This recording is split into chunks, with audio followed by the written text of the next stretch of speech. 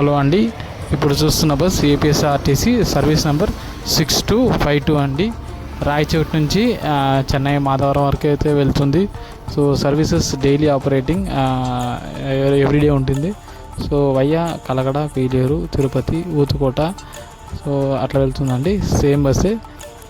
Next day morning మీకు 9 o'clock Chennai మాధవరంలో ఉంటుంది. 3 o'clock అట్లా రాయచోటి అయితే వస్తుంది. సో ఎవరైనా బస్సులో